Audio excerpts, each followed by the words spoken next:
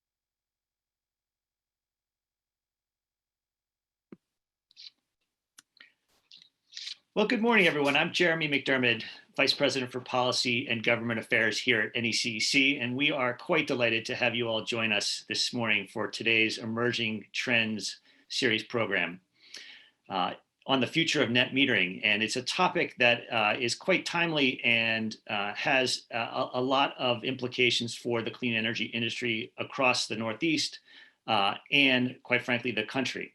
We've got an all-star lineup of speakers today, and they're going to help us dig into this topic. But first, I want to thank you all for joining us this morning. And I also want to thank NECEC's wonderful team of sponsors.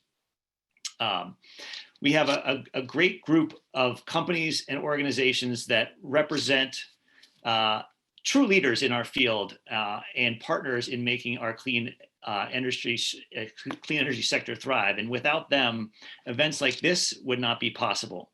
So if we can turn to our sponsors slide and acknowledge the great work that all of our sponsors are doing in our system.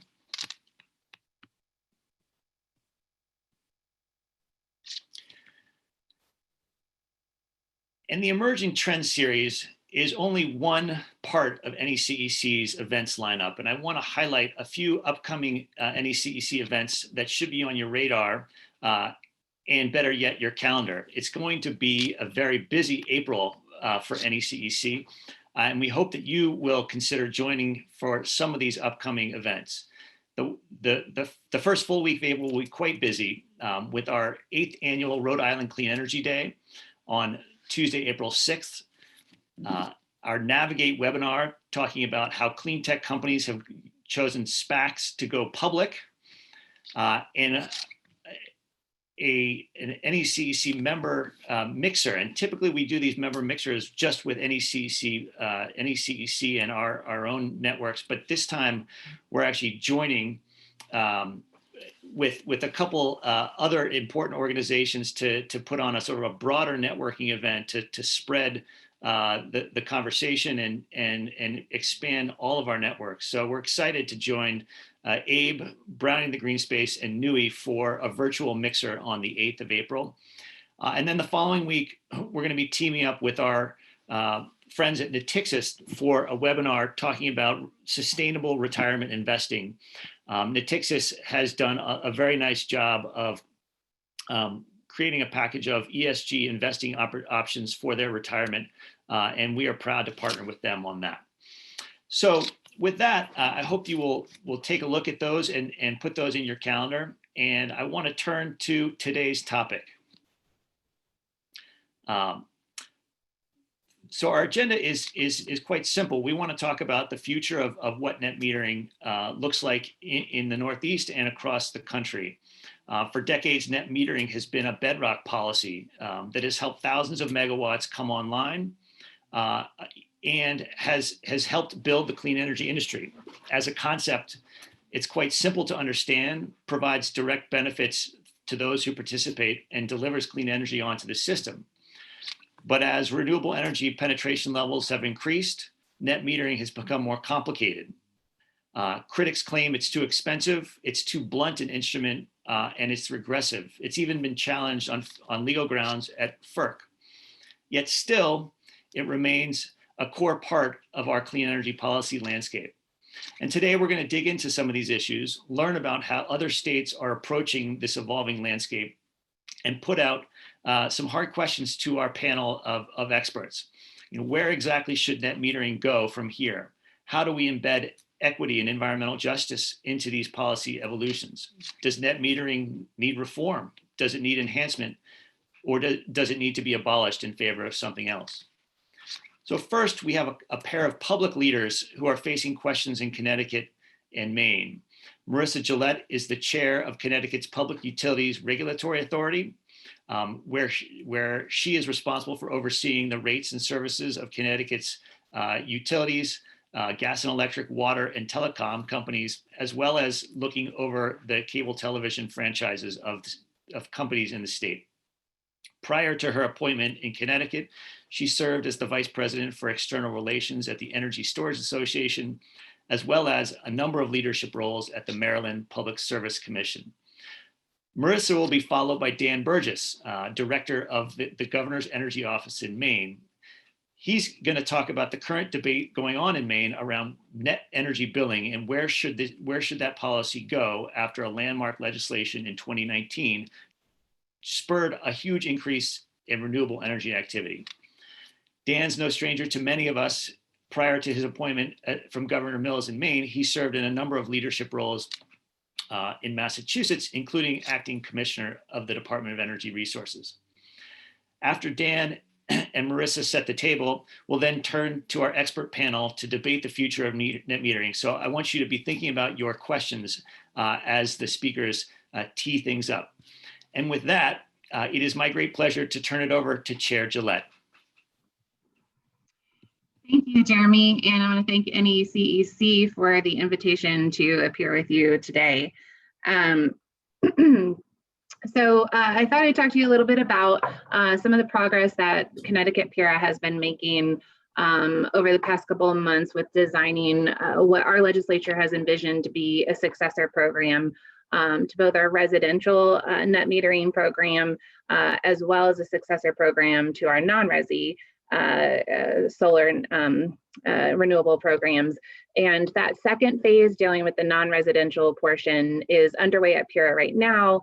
So I'm going to restrict my comments to the residential portion that we issued a final decision in earlier in February. So the best way I can think of to describe how net metering has evolved in Connecticut is to bring it back to the objectives that Connecticut PURA relied on in crafting our successor program. There were 5 of these objectives that we identified early on in the docket, and really I think what drove us to what I feel strongly as a solid result were those objectives, and specifically our ability to find consensus around the first 2 of them. So the first 2 guiding principles that we relied on when designing the successor program were, number 1, that Connecticut needs to work towards the sustained orderly development of our state's solar industry. And the second, which is not yet codified in statute, but has been articulated by Governor Lamont's executive order, that being to achieve a 100% zero carbon electric grid by 2040. So both of those 2 guiding objectives represented what we felt was a solid policy foundation. And I can definitely recognize and appreciate that not every state has the opportunity to start from such a solid policy foundation. But what I would say is, if you are working within a state that has policy frameworks such as those, I would strongly recommend starting from building consensus around those objectives. The sustained orderly development of the state solar industry has been evidenced in language over the past decade in several pieces of legislation that has come out of the legislature. So at PURA, where we're tasked with historically being the economic regulator, this led us to having 2 solid foundations that we could work off of. And we interpreted that first objective as directing PURA to design a successor program that sustained the current annual deployment of solar within Connecticut, which is, for context, roughly 50 to 60 megawatts per year. We also thought, because those 2 grounding principles had been so consistently and repeatedly articulated, that it made our jobs a little easier, because we knew from the outset what we were trying to achieve. And having participated in the design of several different programs over my career, whether it was in the electric vehicle space or storage or now in solar, I can definitely appreciate that having a megawatt target or an end goal in mind makes the regulator's job easier, because at that point we're just designing what could be the most cost-effective program to achieve that end result. So moving off of those first 2 objectives, we identified 3 additional ones in conjunction with our stakeholders. The third objective was that we wanted to keep in mind ratepayer costs. Connecticut is consistently ranked as having some of the highest electricity prices in the country on a per kilowatt hour basis. And it's been top of mind for both the regulators and our policymakers in the state. So it was a natural third objective for us to keep ratepayer costs. The key, I think, from our perspective was traditional net metering tied to the retail rate didn't provide the flexibility that or accountability that I think our state was hungering for, and specifically that tying the net metering rate to the retail rate didn't allow us to take into account technology and other soft costs that are hopefully going down over time. And conversely, it didn't allow us to take into account any impacts or decreases in the ITC either. That's how we kind of reflected on that third objective about keeping ratepayer costs in mind. This may be unique. Actually, I think it is unique to Connecticut, although I'm sure other states may follow. Our legislation required us to identify 2 separate options when designing the successor program. The first being a netting tariff, which is really traditional net metering, and the second being a buy-all tariff, which is essentially a feed-in tariff. Hearkening back to that third objective with ratepayer costs and how that factored into those 2 tariff designs is something I'll touch on in just another minute. But to close out the discussion about our objectives, which guided our design of the successor program. Our fourth one was to simplify the program that was the successor to net metering, which we viewed as providing consumer protections or participant protections, and the fifth being inclusivity. So for that fourth objective, and this again gets back to the flexibility that I think we at PURA were striving for, this flexible program design to accommodate the customer of the future, we viewed as providing customer protections, maybe not so much in the traditional sense, although we did have several provisions in our successor program that focused on customer disclosure forms and other forms of traditional customer protection. But we viewed this to kind of flip it on its head and said, well, what about the customer of the future? Combining with the first two objectives, where we're designing towards 100% zero carbon grid of the future, and where our state has goals around beneficial electrification, how do we accommodate that in the successor program design? And what we came up with was what I hope will be a successful provision that allows the program, the resources to be oversized to meet customer load of the future. So if a customer thinks that they're going to electrify their heat source or add up to 2 electric vehicles, we've built in some components into the successor program that accommodate the customer of the future, which we viewed again as protecting that customer. And then the fifth, but certainly not the least of our objectives, was inclusivity, and more specifically ensuring equitable access for all ratepayers to this program.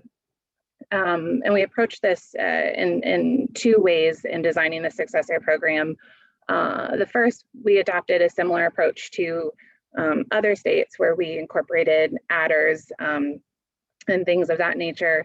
But the second, which I think is unique, although I hope others follow, is the inclusion of the ability for payments under the program to be paid to a new party instead of the off-taker having to make those payments. So specifically here, trying to address or mitigate the perceived financial risk that sellers might see, and hopefully thereby open the market even further. And as the program evolves and we have these 2 tariff designs, I think we're really particularly interested to monitor whether the buy-all tariff or the netting tariff prove to be more flexible and encouraging of the 5th program design of inclusivity. So again, we had those 5 program objectives, and working from there, we built up to a successor program that ultimately we hope will continue to spur 50 to 60 megawatts of solar to be located in the state, and work towards our zero carbon goals, and just be more equitable and accessible to all different customer types. And we're really excited about it. There's still, like I said, we're in the 2nd phase now, designing for the non-residential programs. But we've got this solid program design up and running, we've worked through the details, and it will be effective starting January 1 of 2022. So since we've had the benefit of looking to our neighbor states and designing some of our tracks around equitable modern grid, I think what we're hoping for here is to be able to lead the way in designing a successor program and show that something can come after net metering and be good for both the ratepayer participants and the market as a whole. So one of my senior staff members, Josh Ryer, is on the phone, and we'll be sticking around for the panel. So if there are detailed questions about how the program design evolved or how we see it playing out, I'm happy to defer to him. So Jeremy, thank you again for having me, and I think that kind of concludes my opening remarks. Thank you so much, Chair Gillette. Great to get the overview, and we will be glad to ask Josh the detailed questions. One question for you before I let you go. I know you have a hearing in 10 minutes. How will you know, sort of what are the checkpoints for monitoring the success of the program after it kicks off in January?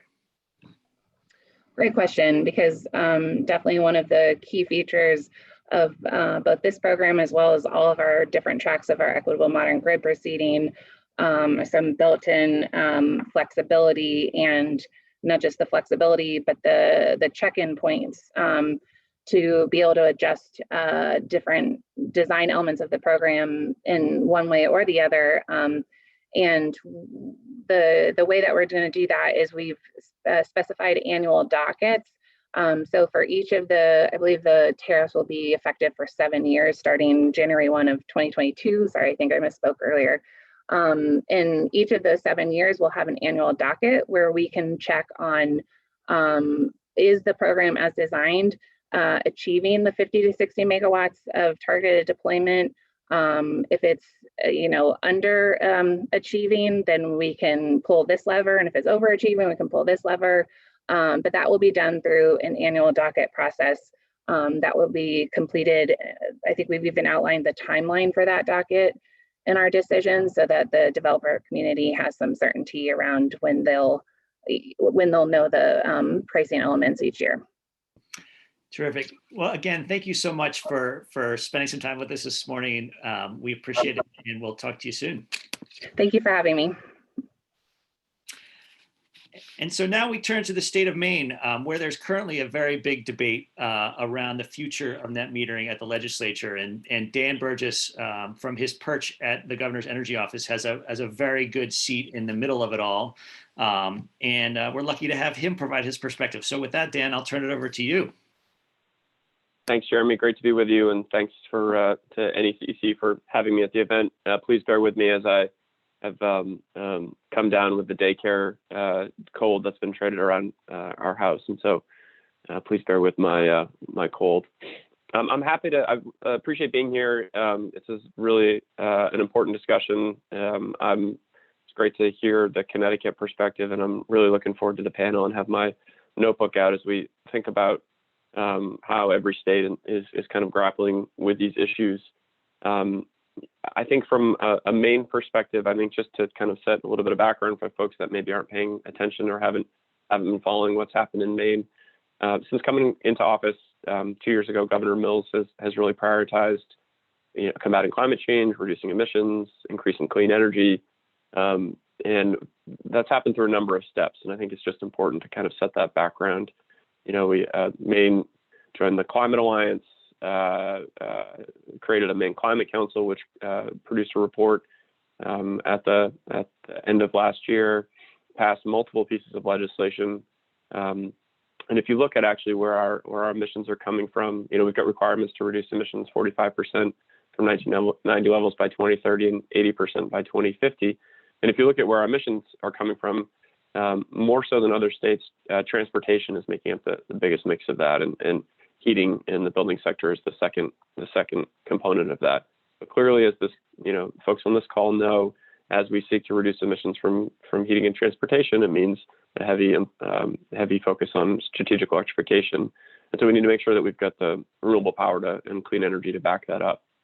Among the pieces of legislation that the governor signed, working with a bipartisan group of legislators, was to increase Maine's RPS to 80% by 2030. Maine is only 10% of the region's electric load. That is the most ambitious RPS in the region, and so we're actively working on strategies to ensure that we hit those targets, including through procurements for typically larger clean energy resources that are happening now, through strategies to advance offshore wind. Energy storage is allowed into some procurements and is currently being debated at the legislature, as well as a number of different avenues. And I think it's important to set that context to kind of understand where Maine has been and is going, especially when it comes to thinking about distributed generation and net metering. Maine has historically had the least amount of distributed generation installed in the region. At the end of last year, we still had just under 100 megawatts actually installed. We've seen a really big increase in smaller systems. There are roughly 6,000, 6,500 systems that are installed across the state. The primarily being solar and residential projects, smaller projects. I think that's in part because the market, as these new policies have come to bear, are now again, no surprise to particularly the companies on this call that are working in Maine are now going through the projects are going through the development pipeline, and we're starting to see some projects come online. I think importantly, Maine also has had the lowest clean energy jobs per capita of the other New England states. And so as you look at low numbers in solar, low numbers in clean energy jobs per capita, there really is a big opportunity for Maine in this space. And the governor has set a goal of 30,000 clean energy jobs by 2030, which is more than doubling the number of clean energy jobs. So particularly on distributed generation, kind of what's happening. So there are two primary pieces of legislation that were signed into law in 2019 that are driving kind of development and discussion here right now. The first pieces of renewable legislation the governor signed when coming into office was eliminating what was known as gross metering and restoring more traditional retail net metering. And I won't get into the specifics of the long history of gross metering. But a bill was signed to do away with that, and then LD 1711 was passed, which made several adjustments and expansions to net metering and distributed generation generally. So at a high level, it raised the net metering cap from 660 kW to 5 megawatts, removed any limit on the number of accounts and subscribers for a single facility, which had previously been 10 subscribers, 10 accounts, and really I think didn't allow for any sort of community shared solar. And then it created three programs, which I think are of most debate and discussion right now. The first is it created a distributed generation procurement. So this was a procurement for 375 megawatts that was meant to be a declining block program. One was for 125 megawatts of CNI programs and 25 megawatt blocks, and the other was for 250 megawatts of community shared or shared distributed generation resources. The PUC held that procurement last summer and ultimately deemed that it was not competitive and therefore did not move forward. I think in large part it was there wasn't as much uptick in participation in that procurement. I think for a whole host of reasons, COVID, some of the requirements potentially included in that, but really there was an alternative in with net energy billing, and so there are two active net energy billing programs. One is a kilowatt credit program, so open to residential and non-residential customers, which provides the 1-to-1 kWh credit for energy exported to the grid. So what we'd expect for net metering. The other was a tariff program, which is strictly open to non-residential customers, but provides $1 credit annually at an annually determined rate. So that's the standard offer plus 75% of T&D. So it takes the standard offers updated annually, and that dollar credit, that dollar amount fluctuates each year depending on the standard offer. And then unused credits for both programs expire after 12 months. And so really quickly, what we've seen is going from less than 100 megawatts, not much in the queue, to really kind of a dramatic increase in interest in Maine's market, which is really exciting. But it comes with challenges which are actively being discussed now. So we have almost 2,300 megawatts in the interconnection queue right now, with projects in every county in Maine. That's a little bit more than the combined annual peak for our two utilities. So and about 1,400 of those have active net energy billing agreements. So just I'll turn it over as we get to the panel here, but the PUC released a report late last fall talking about the potential rate impacts of those projects based on just some subset of those, what was in the queue at that time. And and the solar industry has just released a report questioning some of those numbers and looking at kind of the broader economic, environmental costs and benefits that come with those projects. So late last year, the House Chair for Energy, Utilities, and Technology indicated his intent to file a legislation requiring a pause. That bill had its first hearing a few weeks ago, and right now it's drafted as would pause new net energy billing agreements for projects between 2 and 5 megawatts, unless you're on a landfill or brownfield. There are a few additional specifics within that, but would require a stakeholder process to identify kind of what comes next in the energy billing discussion. There's a lot of active discussion about it right now. If there's going to be a pause or a transition to a new program, what's included, what makes it in, what could go forward, when would a new program be launched, and for what size. And so those conversations are happening pretty actively in Maine. I guess just from my perspective, I think obviously we're very excited about the opportunity for distributed generation and clean energy investments into the state. Meets our climate targets, meets our clean energy economy targets and goals. But obviously that needs to be balanced with ensuring that we're considering potential ratepayer impacts and equity issues.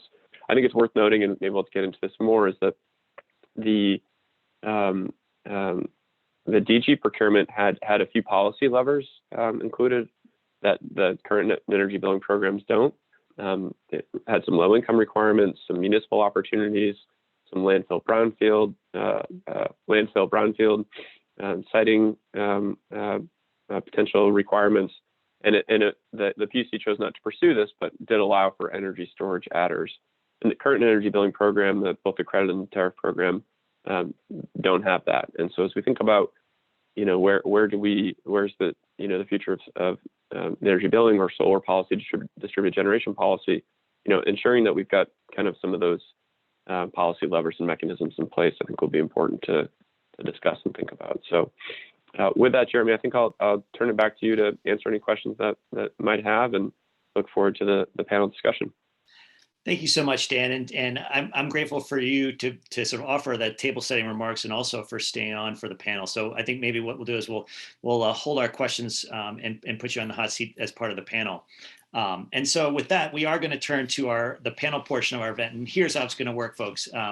Each of our astute panelists will have a minute to talk about their role in the clean energy space, and how they and their organization intersect with net metering policy. And then that will sort of tee up a discussion among the panelists. And then we will open it up to you in the audience to put some questions into the Q&A and get into the conversation.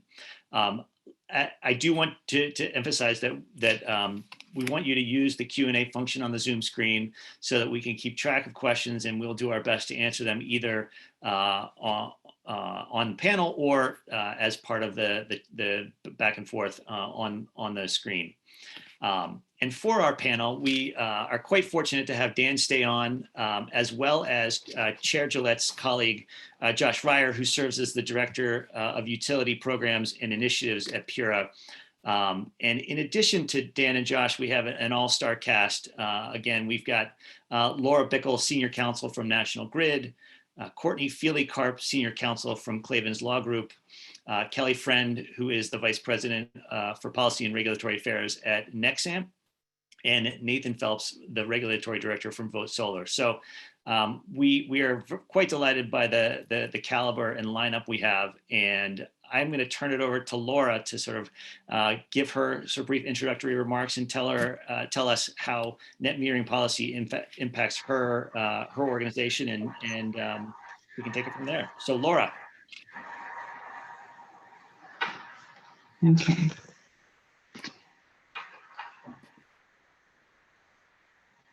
I feel like my video is not working yet. Just one sec.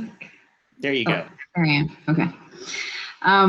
Hi, folks. I'm happy to be here. I'm Laura Bickle. I've been senior counsel with National Grid for 7 years. Before that, I was at the Massachusetts Department of Public Utilities for 7 years, specializing in renewable energy issues, including net metering. So I'm very happy to be here with my fellow panelists today. Thank you, Laura. And we're looking forward to sort of getting the utility perspective, which is a very important part of the overall equation. Now I'll turn it over to Courtney Feely-Karp from Clavens to provide a little context from her perspective. Hi, everyone. Courtney Feely-Karp, Clavens Law Group. I have been involved with net metering since more years than I care to think about in a variety of fronts. As many of you are aware, our firm works with a lot of folks who are developing projects at sort of all stages of development, acquisition, or sale of sub projects, and net metering questions arise at all stages. We try to help folks figure out what pitfalls there might be with any of their projects and how best to sort of maximize their projects' revenue and contribution to the grid and the value it's providing through the various programs in the various states. So it's always interesting, it's always challenging, and I'm grateful to have folks like Nathan to call on, to figure out where some of the best practices are throughout the country. Thanks, Courtney. And now Kelly Friend, who at NECEC has a perspective from sort of larger projects. And so Kelly, take it away. Hi, good morning. My name is Kelly Friend. I'm the Vice President for Policy and Regulatory Affairs at NECEC. I too am looking forward to calling on Nathan for a lot of the hard questions on net metering. We are a clean energy company located in Boston, but we are active in a lot of different markets that have net metering or some type of net metering regime for compensating projects. We do a lot in the community solar space, which attempts to create a net metering credit for customers who are offsite from the project. And so I'm looking forward to digging into all of it. I will try very hard not to focus all of my comments on Dan, but whenever you have a policymaker in front of you, it's just so hard to resist. But I endeavor to not do that to him. I will make sure that everybody gets equal time and that Dan doesn't get ganged up on. And I will also make sure that Nathan, doesn't feel like he's the only one who has all the answers, although I'm sure he has many of them. So Nathan, I want to turn it to you, another DPU alumnus, and take it away. Thank you, Jeremy. So Nathan Phelps with the Vote Solar, Regulatory Director at Vote Solar. Vote Solar is a nonprofit. We just do advocacy, which I think may be helpful to this conversation. We don't have any business model that we advocate for. As far as myself, I would just note that this is kind of my bread and butter. How DG or how renewables are compensated is what I work on routinely, primarily in the Northeast, but I also work elsewhere in the country too. And as Jeremy mentioned, before joining Vote Solar, I was at the DPU. I actually worked pretty closely with Laura on many of these issues. As much as the seats change, the people often stay the same. And so we're glad to have folks. And Josh and Dan, I want to bring you on camera. And Josh, maybe just a quick introduction of where you are and where you sit in PURA. Well, thanks so much, Jeremy, and I appreciate the invitation. And unfortunately, as you noted, Chairman Gillette was unable to join for the rest of the day. But yeah, so my name is Josh Ryer. I'm the Director of Utility Programs and Initiatives here at PURA. So really that means that my office's purview is over all of the utility run and administered programs, such as now in this moving forward, it will be our successor net metering program, but other things like vegetation management programs, arrearage forgiveness programs.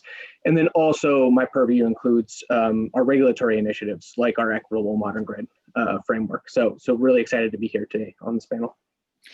Great. So I want to start with the big picture question, and then we can sort of dig deeper into sort of what models are working and where they're challenges. But what are the sort of top challenges that you see in from your various seats? And we'll start with the sort of non-state folks to net energy policy going forward. And maybe I'll start with Nathan, since everybody thinks he's got all the answers, and then we'll test that theory. All right, Jeremy, putting me on the hot seat to start. Well, Sounds good. Somebody's got to do it, right? To me, I think net metering or net energy metering, its greatest strength is also its greatest weakness, and that is simplicity. So in that regard, the underlying rate design is really important. The ability to provide the different levers, which is we've heard from Connecticut and Maine, is really important. So in the future, I think the future of net metering really depends on the priority that the state puts on the regulator in order to change the way in which people interact with electricity, the way they use electricity, and the way they pay for electricity. And that fundamentally will dictate or really inform the compensation for DG, including net metering. Kelly, Nathan says simplicity. What do you got? Well, I don't want to copy Nathan, but I would agree. I mean, I think that the benefit of net metering is that it's easy to explain. And I think one thing, when you look at what Maine did a couple of years ago, it really seemed like the fair way to move from what had been an unfair regime to a more fair regime. And I think the hard part becomes when you have successful net metering programs and there seems to be a concern about cost, non-participant costs, especially, it's really tempting to move to something that seems to be more complex. And so I think the conversation has to start with, if we understand net metering to be running the meter backwards, so to speak, with a one-to-one net metering policy, how can we continue that simplicity without arguing over kind of the inputs for any sort of substitute methodology within that framework? So I agree with Nathan, which is simplicity is great. But I also think that when we talk about net metering, again, to Nathan's point, we're talking about the policy. We're not talking about the rate design, at least from our perspective. Those conversations tend to kind of be lumped into the same conversation, and keeping them separate from the policy versus the rate design, I think, is important, especially when you have conversations about moving beyond the status quo, because we want to understand that anytime there's a shift in policy, there needs to be the attendant notice that the policy shift is coming from our perspective as a developer, so we can protect existing investments, et cetera. Got it. Sorry, can I jump in there with something, Jeremy? Please do. You're not going to say no. I want to build upon what Kelly was saying a little bit, and not to be the sort of the history lover here, but since I am, I think it's important to note that a lot of these programs got started in a time that the context is important. So I use, since many of us here were involved with Massachusetts development of net metering, I will use it as an example. And so, net metering had been around for some time for 60 kW facilities and smaller. And in 2008, the policy changed, right, to use Kelly's vernacular, and the statute was adopted to expand net metering to certain renewable resources up to 2 megawatts, and provide, as opposed to a more wholesale rate, a more equivalent retail rate, not exactly, but equivalent, for those sort of chosen facilities. And what is, I think, important, and what we've lost sight of, is that initial adoption, the program was set at 1% of historic peak for each utility. And so when we start to think about, here are other numbers like 5% and other things that become sort of markers for this program, when that was adopted, it was adopted, as this very simple idea to say, hey, if we want people to put solar on their roofs, we should pay them what they're paying, right? To oversimplify it. And I think, I think for those of us who have either worked in the legislature or who are advocates, and when we all say net metering is the simple program, I can almost hear the groans, because trying to explain net metering to the policymakers is enough of a challenge, let alone trying to explain any successor programs. And I'm sure Josh can probably relate, having just been through this, that, having to go to something that incorporates rate design or other complex ideas to get a more equitable, realistic program for the future seems like an even more daunting task. And so I don't want to switch gears a little bit, but I think it's important to note that I agree with Nathan. Its simplicity is its strength, but part of the challenge here too is if we are going to, as the chair, I think sort of spoke around this, create these programs in response to the policy foundations that are laid, how do we communicate the appropriate foundations to the policymakers to make that happen? Yeah, and there's a delicate dance. I mean, the regulators get some degree of assignment from the legislature around, what the sort of parameters are, and then, they have that framework within to work. We've heard sort of complexity and simplicity. We've heard sort of the sort of levels of penetration, and net metering is okay when it's 1%, but maybe not when it's 5%. The utilities have to sort of administer this or work through it. And so, Laura, from your perspective, what are the challenges that National Grid and other utilities see front and center?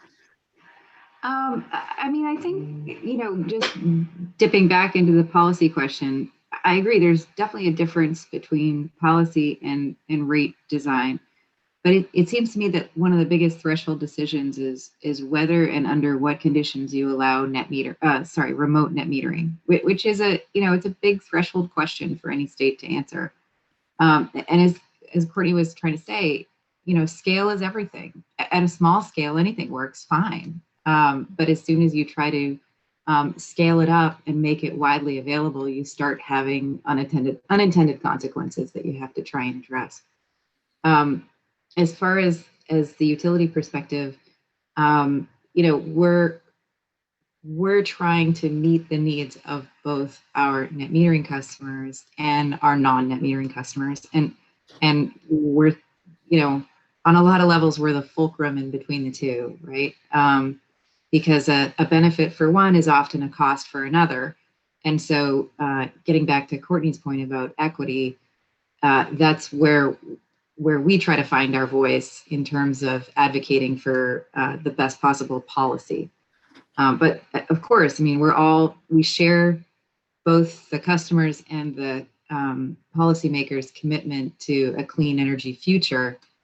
And net metering is a fantastic tool to rapidly move towards that future.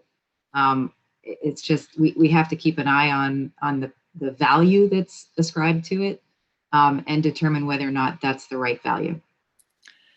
I'm glad you raised value, because I think the value of the distributed energy resource is something that has a lot of currency, and it also is in the sort of eye of the beholder in a lot of ways. And so maybe turning to all of you, actually, what is the sort of role of sort of defining the value of a distributed energy resource in concert with, or in sort of as a replacement of net metering? So who wants to take that one? I'll take that one to start. And for those of you who are following along on your bingo boards, National Grid mentioned both virtual net metering and customer costs in there.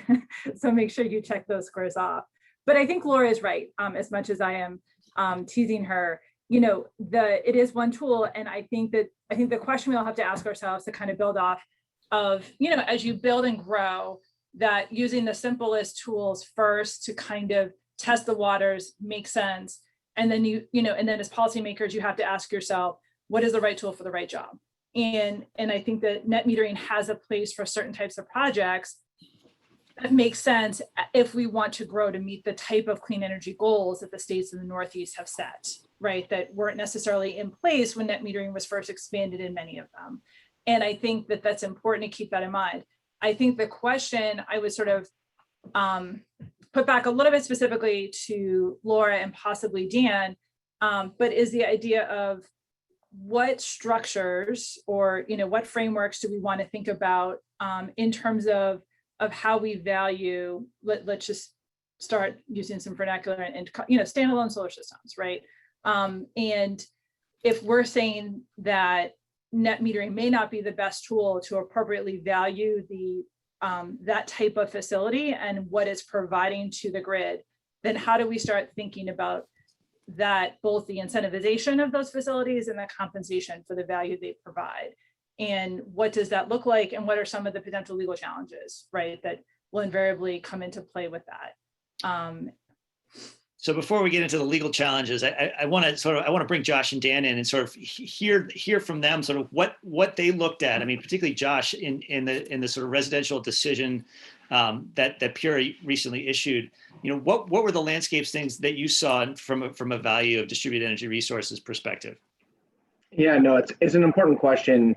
It's interesting though. I think we almost, I mean, the way we interpreted the statutory authority that we were in, the framework that we were operating in, and the chairman alluded to this earlier, is we've almost, it feels like Connecticut in a way has almost moved beyond the value conversation, in that the state legislature and some of the policies that the chairman alluded to has almost already said for us, we believe that from a policy perspective, an all-in value proposition, that these systems are valuable, and that we want to see the sustained orderly development of the solar industry in the state at, so as the chairman said, 50 to 60 megawatts per year of deployment. So then the question became about not necessarily how do we maximize that value, right? If that's the directive that we've been given, that this is valuable and is worth it to the state, then how do we maximize that? And I think it really came down to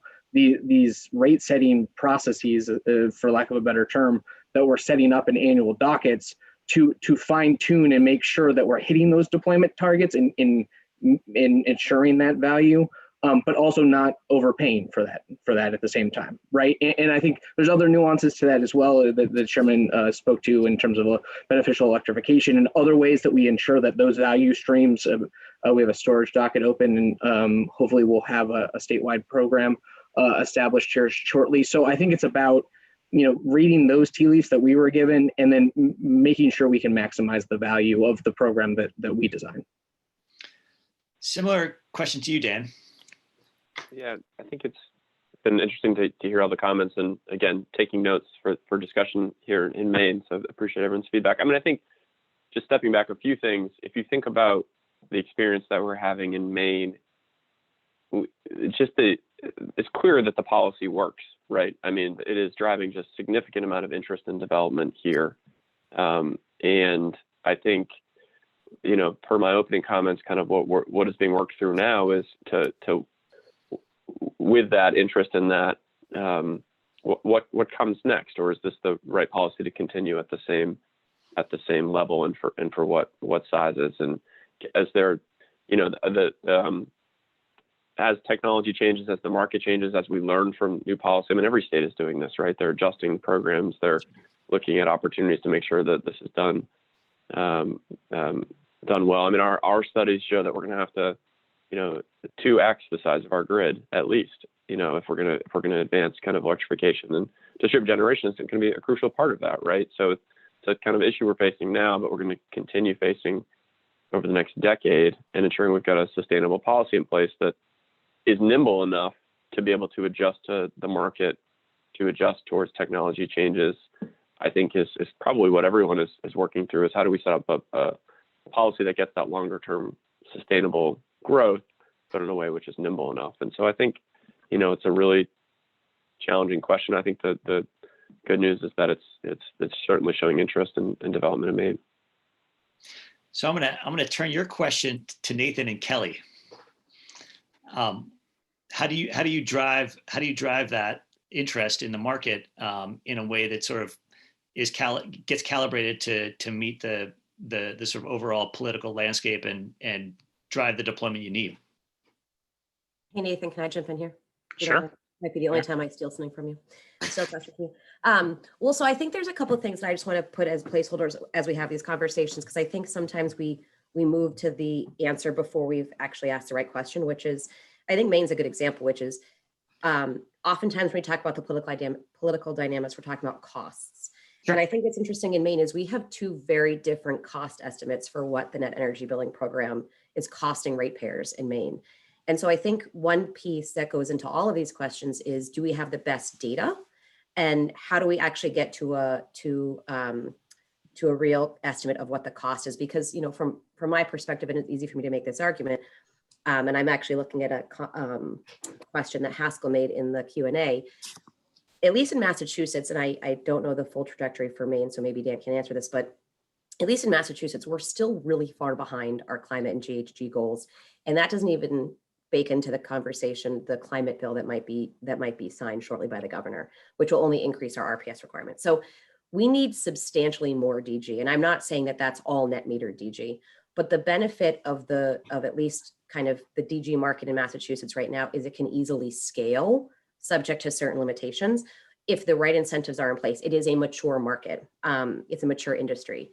And the interest in the Maine market shows that there's clearly investments in an establishment of a DG solar market in Maine too, which could again easily scale. And so before we, I get nervous when we start to kind of talk about the future of what comes next and how that could be different from the status quo when we still are we still need so much DG solar. And again, I'm not saying it's all net metered, but before we can answer the question of what comes next, we have to make sure we have an accurate estimation of costs and we're really talking about the same numbers. And so for NECEC, how important is net metering as a tool for driving the activity that you guys are involved in? I mean, so we saw the Maine market open up. We saw that there was, an opportunity for us to participate in a market that looked like other markets where we've been successful, and the economics made sense. So we went all into Maine, and we continue to remain really optimistic that there'll be sustained continued growth in that market. We're fortunate that we're at a point in our company's growth where we can kind of make other markets work. The New York value of distributed energy resources. We have lots of projects that are feeder projects that value of solar. Illinois, I know is not purview of this conversation, but Illinois has this. We want to bring in all the sort of perspectives, and so we're gonna ask Nathan about South Carolina in a second. So perfect. Clean it up. Illinois has a very bizarre supply only net metering regime. It's not technically net metering for community solar projects, but they have a REC program that is in addition to the net energy meter or the net metering there. And so I think what you see when you move to different states is trying to basically back into something that works to incentivize these types of projects, because policymakers see an inherent value in that type of participation for people who have rooftop systems, people who subscribe to remote systems. And so what I think is interesting is what you see in New York, where they've spent years refining their value of their VDER tariff, is that they're at an inflection point where if they were to fully adopt the DEC's value of carbon, they could really move to a post-incentive world where there is no additional incentive on top of the tariff. And I actually think you could get there even without fully adopting the full DEC value of carbon. But again, that conversation moves to kind of what are the inputs for these value of solar. It's a big question about methodology. It's less about do we value these projects or not. And it comes back to the data question that Dan sort of talked about, the two different reports on the costs to Maine, and how do we quantify all of the benefits that distributed generation provides. Nathan, talk to us about you were going to jump in, so I'll before I ask you another question, hop in. All right, sounds good. The thing I know about value and how we really evaluate DG in general or renewables in general, we still don't have a common agreement as to the different levers or the different components that we value or evaluate in regard to cost and benefits. So for instance, I'll use an example of energy efficiency. In energy efficiency, there is some basic understandings of how we go about and evaluate the energy efficiency programs for cost effectiveness. We haven't actually translated that over to renewables. And that's why we end up in Maine, as an example, with really different valuations of DG. We still have a long way to go. One additional thing I'll note on that, and this kind of gets to the overall structure of regulators in general, specifically energy regulators. No offense. Absolutely no offense is intended here. Historically, and actually Chair Gillette mentioned this, historically, regulators are economic regulators. And whether it's by statute or precedent, that really can limit what is considered in any type of valuation structure when it comes to renewables and DG in particular. So for instance, are the environmental values fully taken into account? Are the economic, and by economic, I mean to the economy, jobs and stuff like that, fully taken into account? And I'll stop there, but it's an important issue. Interesting to note that the Department of Public Utilities in Massachusetts is about to get a broader mission with this bill, and it raises a lot of those structural questions about how that's going to sort of affect its day-to-day business. I know Courtney wants to jump in, and then I'm going to ask Laura about her 3 state children, New York, Massachusetts, and Rhode Island, and where things are working and where things aren't. So, Courtney. And don't jinx the bets I have going that the governor is going to actually sign the bill and make that happen. So, well, I guess we have 4 more days to see. But I agree with it. It is a good point, and I think I intentionally use the word value, and I think most of us have, because what's in a word, but it is hard to figure out in this space what we are talking about, because there are so many components of value. And I know Laura can speak a little bit more to detail about how New York has attempted to address that with the VETR program. But I think I do want to go back to a little bit about the concerns raised. And I think to Dan's point about, if you offer the tariff and they will build it, right? And I think the question is, but where are they building it? And, and I think Laura alluded to this with remote net metering, which is, there are many components into setting a solar project. And they're both in terms of location and then obviously the economics. And all of those things will sort of dovetail together. And I think one of the things that is, missing from the consideration of some of the programs that we've talked about at various stages is the location with respect to land use and other things. And we've seen in Massachusetts prioritizing landfills, brownfields. Maine has the opportunity to do something similar. And trying to, revitalize otherwise less valued land. But more importantly, from Laura's perspective, how do we align the installation of these projects with where they can provide the most, dare I say it, value to the grid itself? And as Dan alluded to, what Maine is looking at in terms of what they would have to build out for electrification, that shouldn't be done in a vacuum. That shouldn't be done based on where it makes economic sense to set a project. It should be done in collaboration with the distribution companies and their infrastructure. And I think the question is, who flies that plane, right? Like who commands that decision? Is it the utilities? Is it the regulators? Is it a combination therein? And I think that's something that we've all struggled with across the Northeast, is how do we align those incentives or those needs together to promote better setting of DG with respect to the grid? I'm curious what other people think. What that solution is. I want to bring Laura in first, since there's direct implication about the utility business model, and alignment of incentives is something that is sort of it's something that we all chase, right? And so Laura, offer your thoughts on that, and I also want to know sort of where you're seeing DG work best in your states. Okay, so those are tough questions. That's why they're coming to you. Yeah. So infrastructure is a huge component of this, right? That's not a surprise to anyone. And the net metering development that we've seen in our states has been something slightly more rational than random. I mean, it's based on where you can find affordable land, willing landowner, cooperative neighbors, and as well as the right, economic signals to do projects. So infrastructure for a while was sort of an afterthought, and then a hidden cost for project developers, and a pain point, a real pain point. But in terms of incentivizing it, I mean, it's difficult it's a thorny question to try and develop some type of overarching plan for where distributed resources should go in a state. It's not really within our culture in terms of letting people pursue the energy future that they want to pursue. Well, it's also, I think development is hard, without having sort of a further restriction on where you can do it. And I think that's one of the things that you see the sort of back and forth, whether it's land use or infrastructure sort of optimization. how do you strike that balance? And yeah.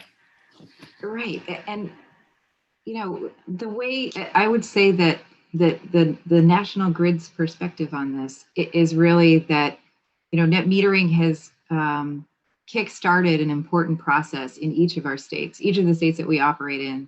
So Massachusetts, New York, and Rhode Island all have had, substantial growth in DG from net metering. But all three states are also have embarked on a transition to something else, right? At least for the solar folks, like a solar program that provides incentives and has different constructs to try and achieve those equities that we talked about earlier. And so, I think from where we're sitting, we're looking at that as the future of net metering, because there have been a lot of pain points with net metering, a lot of gains and a lot of pain points. So in trying to address those pain points and needs, successor programs have been started. So now I'm going to turn it to Nathan about, I think so having a bunch of different state laboratories has been helpful. And I think, you're seeing it not only across the Northeast, but you're seeing, a well-touted sort of settlement in South Carolina. Hawaii and California are sort of in the news. What has been sort of the evolution you're seeing across the country, Nathan? Well, I don't know if I'll be able to summarize all of the state's evolution in a quick elevator speech. Well, one thing I'll highlight, so South Carolina, there was a settlement between Duke Energy, Vote Solar, and other parties. And to me, what that settlement does that is innovative is it actually groups together different policies in the settlement. So it no longer looks at net metering in isolation, but it actually brings net metering customers and makes them demand response customers. It actually changes the underlying rate that they pay for electricity. So the way the customer pays for electricity. It brings those all together. And so Duke, from their perspective, no longer looks at these customers just as net metering customers, but they look at them a little bit more as a resource for how they operate the grid, the demand response being very notable in that regard. The underlying changes to the rate design are critically important in that settlement process. And I'll note that South Carolina, they're not alone in that. So California, going back several years, they changed net metering and they changed the way that net metering customers pay for electricity, the rate design that underlies them. And California's approach to this was everyone is going to be going over to time of use rates. We're just going to be making solar customers go before in advance of all the other customers. And I think that that is a really, really good approach.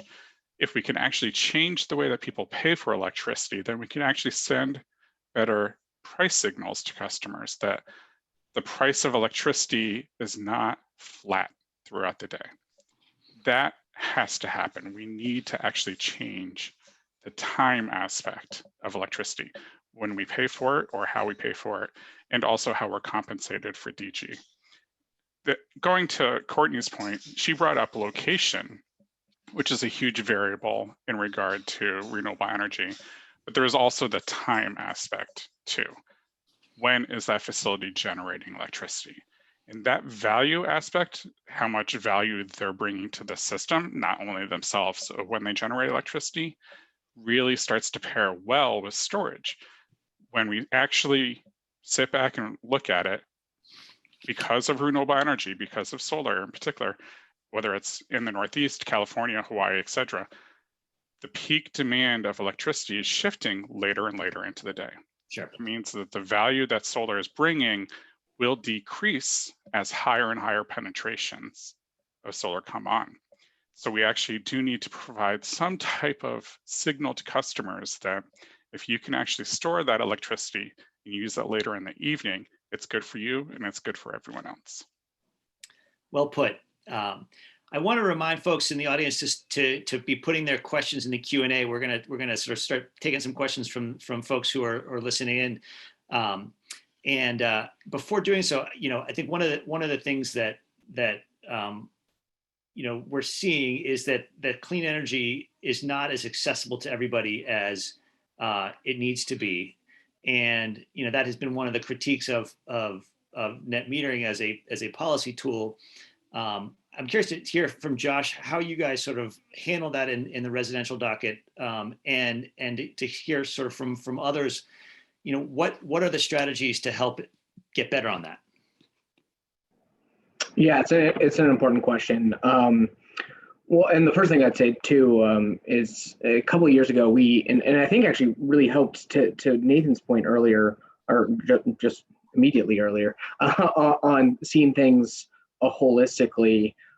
We issued at the end of 2019 what we call the framework for an equitable modern grid, which obviously equity is a central tenet of.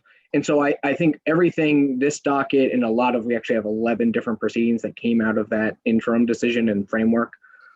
We're trying to see things more holistically to be able to, like I said, again, just to parrot myself, to maximize the value and the interconnectedness of these things as we move forward. So I just wanted to respond to that quickly. And I think where it relates is the fact that the equity is a central tenet of everything, or we try to make it a central tenet of everything that we're trying to accomplish with the equitable modern grid and just our work more generally. And it also goes back to, comments that Nathan made earlier with, it's interesting how the role of a regulator is changing, and we're bringing that on ourselves, actively, because we're not only being asked to do more and look at things like economic development value that we've never done before, right? We're not necessarily situated to say, okay, this the jobs impact of this policy is equates to this value, but also to look at all of our policies from a lens of equity. And I think what that really means, one of the measures that we took was we have an Office of Education, Outreach, and Enforcement, which is tasked with trying to be that bridge and be more accessible to non-traditional stakeholders, because we sit here in our hearing rooms, right? All of us are familiar with what a regulatory hearing is like, and that's not particularly accessible, right? The customer experience, and even frankly, I think for the residential tariff, another part that is a little bit new to us is thinking about the business models of the solar companies that this is going to directly affect. Talk about the complexities that were brought up earlier. I think there's complexities in tariff design and program design, and then that all relates to complexities of that the customers will face, that solar developers will face, and then in explaining it to legislators, like was discussed earlier. So the specific ways that we tried to incorporate. So we tried to actively bring in those lenses, right, and invite people into the hearing room to hear how is this, how can we be more inclusive and encourage greater equity in this residential program. I do have to give kudos to our Connecticut Green Bank, who has really they've been the administrator of the upfront incentive program for residential solar called the RCIP program, or RCIP. He's the program. And they've really been, going back to Kelly's point on the right data, they've been tracking the data, participation data in the income level of the customers that have participated in that incentive program over the last few years. So I think it's about making sure we track the data and are looking at that. We look to other states for incentive adders to make sure we are in line with that. And then I do think that is Chairman Gillette mentioned earlier, the ability to separate the actual payment part for the buy all. It's actually the entire payment could go directly to the solar developer. For the netting, it's a little bit more complicated, right?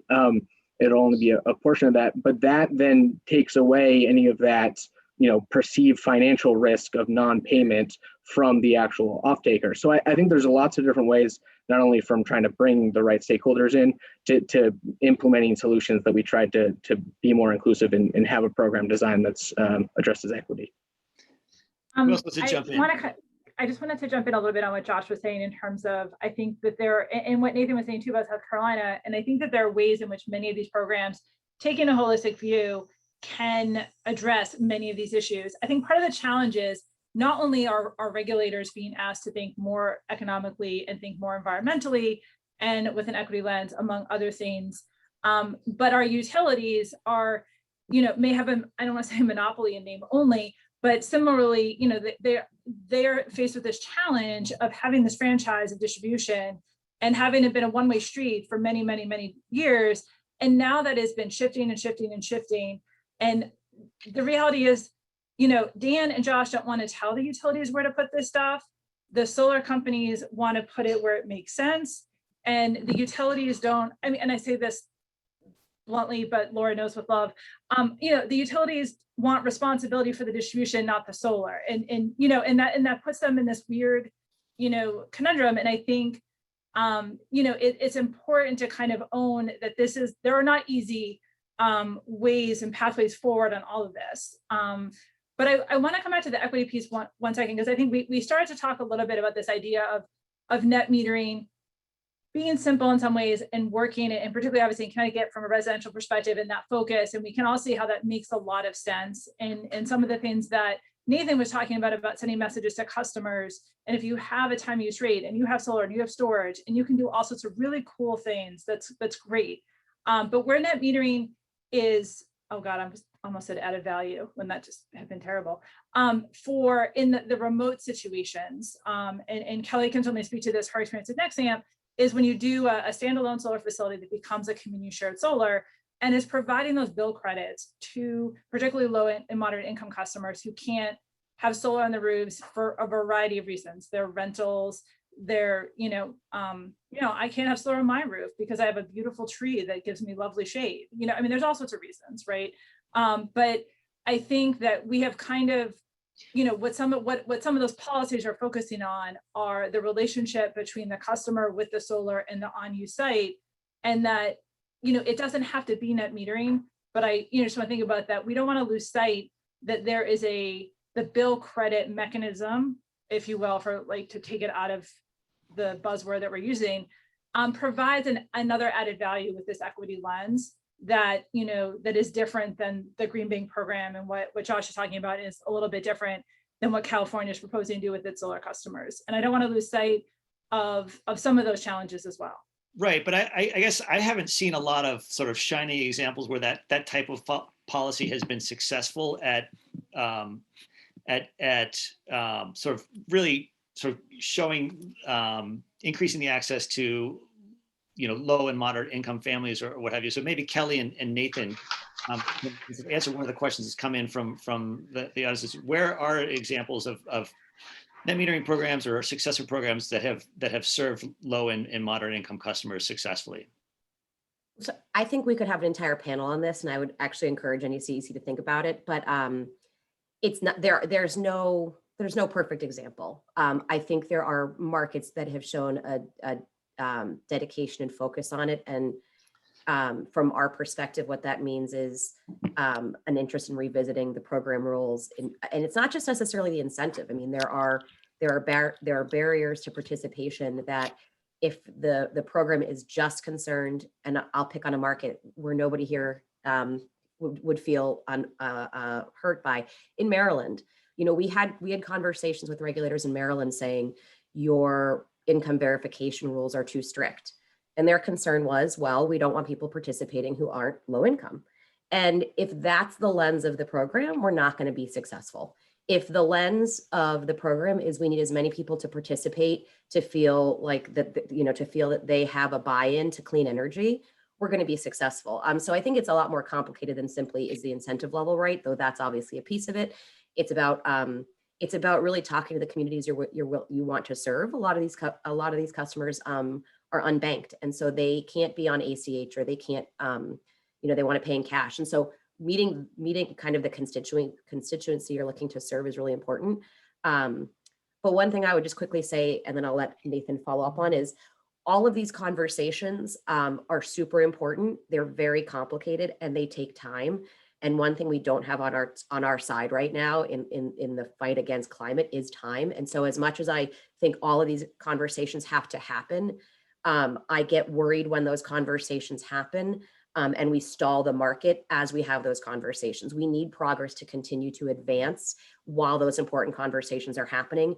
And if that means we let a program run a little bit longer than we would have liked, what it will mean is that we get more solar in that meantime while we're figuring out those program refinements. And so I think everything we've mentioned is important, and it's why we have this panel, because they're complicated issues.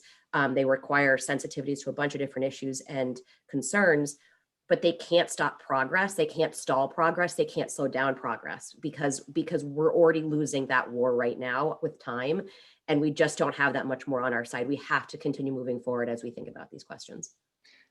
Nathan, then Laura, and then we're going to sort of start the sort of end game of finishing this conversation, which could go on for hours and hours. So, thanks, Jeremy, and thanks, Kelly, for pointing out that there is a tension of frustration with the timing aspect of all this. We want to move forward with many programs, many different ideas. How do we make everything more equitable? But we do need to keep moving forward. We need a lot more renewable energy. And I'm really happy that Jeremy brought up equity, because it's so critical to the whole energy discussion. To be blunt, we've never, ever had an equitable energy system. And if we're not very conscious of it now, we run the risk of perpetuating the inequities of the past and a green energy economy. I'm really happy that Josh brought up the effort that the regulators in Connecticut have used for kind of the procedural justice aspect, bringing more voices to the table in order to really diversify the conversation. That's really important. But it's not just regulators. We have to be very honest with ourselves and everyone in the green energy economy. Currently, we do not have the type of equity in the deployment of solar. If we look at the deployment of solar, there are voids that are the traditional low-income environmental justice communities. And we actually need to make sure that those communities are being served. And I'm optimistic, for instance, in Massachusetts, that in the SMART program, we can actually get a low-income program deployed through this changes to the SMART tariff. But we actually have to go further than that. It's not, in my opinion, it's not good enough that we provide bill credits to low-income environmental justice customers. That is a good step in the right direction. It's a very important step. It's something I'll be working on. But we also need to be working towards actually employment, actual businesses being created in low-income environmental justice communities, so that the green energy economy can actually work in building wealth in these communities. That is how we get towards a more equitable green energy economy. Yeah, Nathan, just to build on that, it's a difference between creating, equality in the market so that people can participate, low-income families can participate the way non-low-income families can participate, which is what we've seen in a lot of markets, which is we create capacity to serve that customer base, as opposed to equity, which is trying to actually create additional value for those folks who have predominantly been shut out from these economies or these industries, or who have predominantly shouldered the burden of pollution. It's a step beyond, okay, you can participate. We've enabled a mechanism that you can receive bill credits if you can't build solar or you don't own your home, to moving beyond that to a more equitable future. And I think that's where a lot of programs have kind of fallen short. Well, and it's a never-ending set of work that we need to get better at across the board, whether it's economic development, whether it's sort of workforce development, whether it's access to clean energy and accessibility and process. We're not doing a great job all across the board, and I think that's another panel in and of itself. So, Laura, two questions for you before we sort of do the rapid fire wind up. But one, a lot of questions in the chat about municipal analogs and sort of coming from an IOU. What would you say to a municipal utility that is trying to effectively administer a net metering or sort of solar tariff program? And two, I want to have you chime in on the low income accessibility piece. I'm not sure what advice I would give to a municipality that wanted to run a program like this. I mean, in preparing for today's panel, I was really trying to organize my thoughts around like the sources of pain and the sources of gain. And it's remarkable how they line up equally on both sides of the ledger. Yeah. You know, rapid solar development is a gain. Rapid solar development is also can cause some pain. You know, bill credits, great for individual customers. Bill credits can cause administrative headaches, like the ones that I see in the Q&A. And by the way, there's a couple of towns in there that seem to have specific problems. I'll try and see what I can do to follow up on those. So it's, you know, it's definitely ambitious to try and take this on, I guess it would be my caution. On the low income piece, you know, the company is concerned about this notion of equity. And I think it goes without saying, we're in a period of change, obviously, for many reasons, but energy justice is definitely going to be at the forefront, I think, this year. We're going to hear a lot more about this in various forums and settings. And all of the concerns that Nathan and Kelly listed off, I think, are incredibly valid concerns and goals to strive for. We tend to be kind of focused down at the customer end of that spectrum that they described, but in trying to address that, in thinking about the recently approved expansion of the SMART program in Massachusetts, the company did submit a proposal to operate a low-income program. And I'm happy to tell people more about that if they want to get in touch with me. You know, it's our attempt to try and at least facilitate the engagement of low-income customers, which in and of itself can be a challenging task, particularly for, you know, a small company, a solar developer who is looking to build those relationships. I mean, we're offering to kind of provide that as a service if that's a service people want. So it's under review with DPU this year, and we'll see how it goes.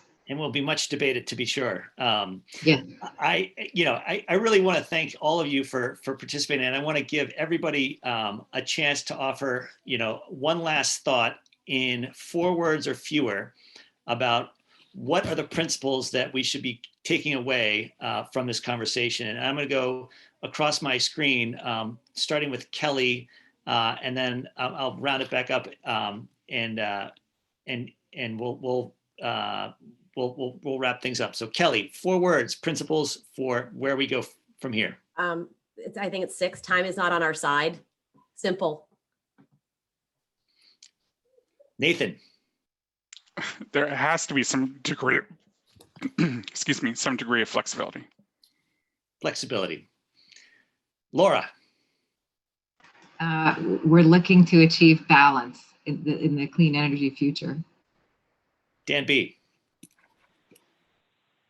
Oh, you're I can't hear you. You're on mute. That's my 6 words. No, I wasn't prepared to be this pithy, but I think it's an opportunity, and I'll leave it at that. Josh. Sustained orderly development in Connecticut's my 4th word. Courtney. I mean, I don't do 4 words, you know that. I think to kind of feel that equity, planning, and collaboration amongst all the parties really need to be at the forefront. And I just want to reiterate, I think Kelly's point is extremely well taken in all of this, that the tension between the timing of all this and doing all of those things right, it is so key. And I think we just all have to be a little bit more open-minded that we're not going to get it. We can't work for the perfect at the expense of the good. All right. So that could have been summed up in those last, that last sentence. Ha ha ha.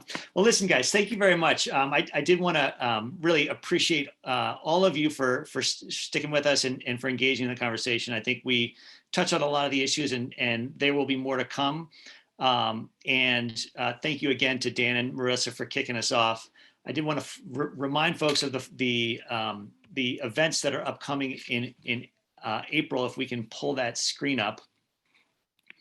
And remind folks that the week of the April 5th is going to be busy with Rhode Island Clean Energy Day.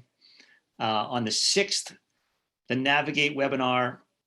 On the 7th, the NECEC plus Friends Mixer on the 8th, and then April 14th, the webinar on driving sustainable investment, retirement investing.